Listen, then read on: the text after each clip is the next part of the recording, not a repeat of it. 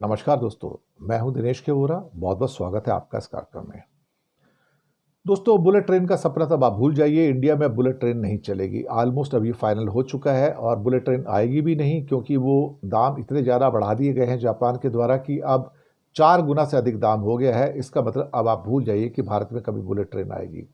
लेकिन bullet train के pathway के ऊपर ही जो रेलवे लाइन बनाई जा रही है, उसके ऊपर सिर्फ वंदे वंदे भारत चला करेगी। तो मोदी जी का जो हसीन सपना था वो सारा टूट कर चूर चूर हो गया है। इसके अलावा चीन ने फुजियान, जो उसका तीसरा एक्चुअली एयरक्राफ्ट कैरियर है, उसको इंडक्ट करने का फैसला किया है। इस साल के अंत तक वो प्रॉपरली नेवी के अंदर इंडक्ट हो जाएगा। कुछ और इंस्पेक्शंस बाकी है उनके, वो भी पूरे हो जाएंगे और प्रॉपरली इस साल के एंड में वो चाइनीज नेवी का एक फुल फ्लैज हिस्सा हो जाएगा। और ये दुनिया का सबसे बड़ा डीजल इलेक्ट्रिक का एयरक्राफ्ट कैरियर होगा, दुनिया का सबसे बड़ा। तो अमेरिका के पास जो है वो मोस्टली न्यूक्लियर ड्रिवन है, वो nuclear power driven aircraft carrier है। अब इसके साथ ही गडकरी साहब का एक स्टेटमेंट है कि सत्ता में आकर लोग अहंकारी हो जाते हैं, मांगने से सम्मान नहीं मिलता, कमांड करना पड़ता है। सीधा मोदी के ऊपर अटैक है। जी हाँ, तो ये खबरें हम पेश करने जा रहे हैं, तो आप सबका स्वागत है। पहले नितिन गडकरी जी का जो स्टेटमेंट है उसी को ले लेते हैं। वो नागपुर में एक कार्यक्रम के अंदर बात कर रहे थे और उनका कहना है कि जब लोग ये मानने लगते कि वो सबसे ज़्यादा बुद्धिमान हैं या सबसे ज़्यादा दिमाग वाले हैं, तो आप समझ लीजिएगा कि फिर वो दूसरों को ओवर पावर करना चाहते हैं। लेकिन कोई भी खुद को दूसरों पर थोप कर ग्रेट नहीं बनता है। कोई भी खुद को दूसरों के ऊपर थोप कर ग्रेट नहीं बनता है। इतिहास उठा के देख लो, जिन्हें अपने लोगों ने स्वीकार किया उन्हें कभी दूसरों पर खुद को थोपना नहीं पड़ा। सीधा अटैक मोदी पर है कि मोदी अपने आप को थोपते हैं, किसी को बोलने नहीं देते हैं। उनका कहना है कि लोग अहंकार में डूब जाते हैं और कहते हैं कि मैं सबसे बुद्धिमान हूँ, सबसे दिमाग वाला हूँ, मैं साहब बन गया हूँ और मैं किसी और को काउंट भी नहीं करता कि मेरे बराबर दिमाग का कोई और आदमी है भी। और दूसरी बात, आप अपने अंडर लोगों से कैसा बिहेव करते हैं, यही आपकी असली लीडरशिप है।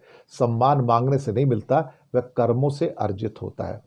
शायद भाजपा के अंदर फैले हुए जो अहंकार है और जो मोदी का अहंकार है, उस पर गडकरी का यह बयान आया है। और ये अपने आप में बड़ा महत्वपूर्ण है कि आप अपने अंडर जो लोग हैं उनसे कैसा व्यवहार करते हैं। यानी कि गडकरी खुद जो कि मोदी के अंडर में है, कि यानी कि लीडरशिप उनसे कैसा व्यवहार करती है, इसके ऊपर वो बात की है।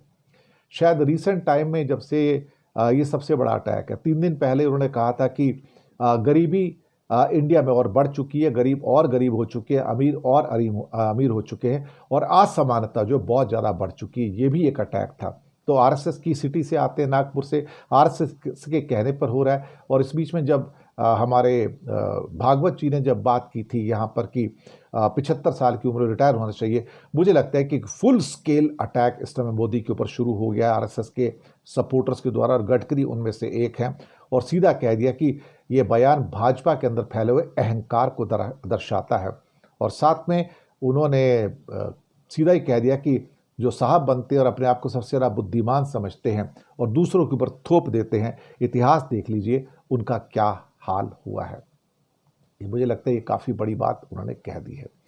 एक दूसरी खबर है, एक बांग्लादेश से भी है कि शेख हसीना की बेटी साइमा वाजेद है, वो WHO के अंदर है, वर्ल्ड हेल्थ ऑर्गेनाइजेशन के अंदर है। उनको छुट्टी पर भेज दिया गया है, वो भी इनडेफिनेट छुट्टी पर भेज दिया गया है। अब बांग्लादेश की जो शेख हसीना प्रधानमंत्री थी, उनकी बेटी, और ख़ास तौर से वो एक रीजनल हेड थी वहाँ पर साउथ एशिया के अंदर, उनको निकाल दिया गया है। और शायद उनके खिलाफ धोखाधड़ी, जालसाजी और सत्ता के दुरुपयोग के मामले भी दर्ज किए गए हैं कि वो करप्ट हैं। और मुझे लगता है कि इस पर मोहम्मद यूनुस के एक प्रेस सेक्रेटरी हैं शफीकुल आलम, उन्होंने भी रिएक्शन दिया है कि अकाउंटेबिलिटी की दिशा में ये पहला बड़ा कदम है और उनको हटाकर एक किस्म से ईमानदारी को वापस लाने की कोशिश की गई है। और अभी 11 जुलाई से उनको इनडेफिनेट लीव पर भेज दिया गया है। एक किस्म से कहा जाए तो उनको मार्चिंग ऑर्डर दे दिए गए हैं कि अब आप जाइए, हमें आपकी यहाँ पर कोई भी ज़रूरत नहीं है। ये अपने आप में बहुत ही महत्वपूर्ण कदम है। एक इम्पॉर्टेंट खबर इंडिया से दूसरी ये है कि बुलेट ट्रेन अब नहीं चलेगी। ऑलमोस्ट अब ये सबसे बड़ा अपडेट सामने आ रहा है। अब इसके ऊपर सिर्फ वंदे भारत ही चला करेगी और वो भी 180 किलोमीटर की स्पीड से। हालांकि कहने को ये कहा जा रहा है कि ये 250 किलोमीटर की स्पीड से भी चल सकती है और थोड़ी और तेज भी चल सकती है, लेकिन मुंबई अहमदाबाद के बीच में 350 किलोमीटर की गति से चलने वाली बुलेट ट्रेन का प्रोजेक्ट ऑलमोस्ट ऑफ हो चुका है। अब कुछ 50 किलोमीटर के सेक्शन पे वंदे भारत का ट्रायल रन भी शुरू किया जाएगा और 2027 तक कहते हैं कि छोटे सेगमेंट के ऊपर आम जनता उसमें सफ़र कर सकेगी और 8-8 कोच की 2 वंदे भारत चलेंगी जो 250 किलोमीटर की स्पीड से चल सकती है। यहाँ पर ये बताने की कोशिश की जा रही है सरकार के द्वारा कि जापान ने बुलेट ट्रेन की लागत जो थी 16 करोड़ रुपए प्रति कोच तय की गई थी, 16 करोड़ रुपए पर कोच। पिछले साल जापान ने इसकी कीमत 3 गुना से ज़्यादा कर दी, 3 गुना से ज़्यादा कर दी और प्रति कोच की जो कीमत थी 50 करोड़ रुपए कर दी। तो 16 कोच की एक बुलेट ट्रेन 800 करोड़ की हो गई। अब ट्रेनों की स्पीड के मामले में दुनिया के अधिकतर जो अच्छे देश हैं सब इंडिया से बहुत आगे हैं और जापान तो और चीन तो खैर बहुत ही आगे, हम तो कहीं चलते नहीं हैं। पर एक बात अब ये तय हो गई है कि भारत के अंदर जो मोदी जी का सपना था बुलेट ट्रेन का वो टूट चुका है। भारत में अब बुलेट ट्रेन शायद कभी नहीं चल पाएगी। हालांकि कुछ लोग कह रहे हैं कि नहीं, इसको रिवाइव करने की कोशिश की जा रही है, उनसे फिर से बातचीत की जाएगी और फिर से कोचेस कितने के आएंगे उसकी बातचीत होगी। लेकिन 2035 तक की डेट तो पहले ही दे दी गई थी कि 2035 से पहले तो चलती नहीं है और उससे पहले उसके ऊपर वंदे भारत चलाई गई थी और वंदे भारत ही भाई चलानी थी तो फिर इतने ऊंचे हज़ारों लाखों करोड़ के ट्रैक बनाने की नई ज़रूरत क्या थी। जो ऑलरेडी ट्रैक थे उसके ऊपर वंदे भारत चल ही रही है अहमदाबाद बॉम्बे के बीच में, तो और आपको नई ऊंचाई पे जाके वंदे भारत चलाने की वहाँ पर ज़रूरत क्या थी। मुझे लगता है कि चीज़ें जो हैं थोड़ी सी अनमनी सी भी हो रही हैं और शायद कंट्रोल से बाहर भी हो गई हैं और शुरू से ये प्रोजेक्ट जो था जिंक्स था और इतना पैसा वापस कौन करेगा। ये जो पैसा लगा सारा का सारा ट्रैक बनाने का लाखों करोड़ का, ये पैसा इसका पेमेंट कौन करेगा अल्टीमेटली, इस पे अब सवाल हो रहे हैं। एक लेटेस्ट खबर है और लास्ट खबर भी है इस प्रोग्राम की कि चाइनीज़ आर्मी के अंदर फुजियान को, जो कि उनका 3rd एयरक्राफ्ट कैरियर है, जो सबसे बड़ा उनका एयरक्राफ्ट कैरियर होगा, जो कि डीजल इलेक्ट्रिक ओरिएंटेड है, दुनिया का भी सबसे बड़ा है।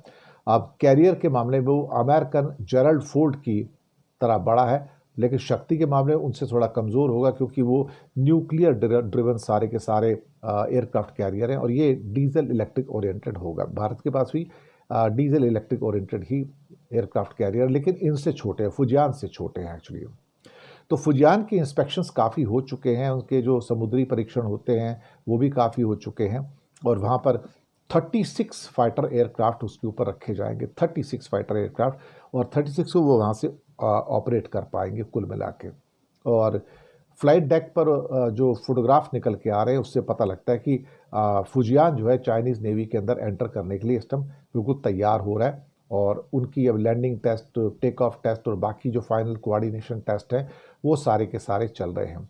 तो उसके जो टोटल मिला के 8 इंस्पेक्शंस होते हैं या 8 टेस्ट होते हैं। तो ये जो टेस्ट हैं सारे के सारे, ये करीब करीब 8 जो समुद्री टेस्ट होते हैं वो हो चुके हैं।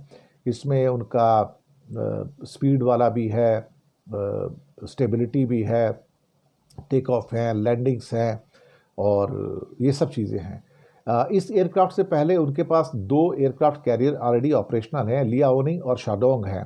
लियाओनिंग और शाडोंग इन्होंने भी कमीशनिंग से पहले 13 महीने और 19 महीने जो है समुद्री इंस्पेक्शन के अंदर पूरे के पूरे जो उनके टेस्ट होते हैं उसमें गुजारे थे। लेकिन 80,000 टन का ये जो फुजियान है ये अपने आप में सबसे बड़ा है और ये शायद दुनिया का सबसे बड़ा एयरक्राफ्ट कैरियर है जो कि डीजल इलेक्ट्रिक ओरिएंटेड है एक्चुअली, ना कि अमेरिका के तो अधिकतर एयरक्राफ्ट कैरियर जो है न्यूक्लियर पावर से चलते हैं, जबकि चीन का फुजियान डीजल इलेक्ट्रिक इंजन से लैस है। तो इससे बहुत बड़ा खतरा भारत को भी होगा, साउथ ईस्ट एशिया को भी होगा और अमेरिका को भी इससे खतरा होगा, क्योंकि कहीं ना कहीं इस लेवल का बड़ा 80,000 टन का जो एक एयरक्राफ्ट कैरियर है वो उसकी नेवी की स्ट्रेंथ को ना केवल बढ़ाएगा बल्कि चाइनीज़ नेवी को एक फॉर्मिडेबल राइवल के रूप में दुनिया में लेकर आएगा। तो ये थी खबर हमारी ओर से आज की। तो बहुत बहुत शुक्रिया आप सबका। चैनल को सब्सक्राइब कीजिएगा, लिंक आगे भेजिएगा ताकि अधिक से अधिक लोगों तक सही समाचार पहुंच सकें। थोड़ी आर्थिक मदद कर सकते हैं, नीचे हमने यूपीआई नंबर और बैंक अकाउंट नंबर दिए हैं, किसी एक को चुनिए, छोटी सी मदद कीजिएगा ताकि अच्छी पत्रकारिता आप तक पहुंचती रहे। बहुत बहुत शुक्रिया आप सबका।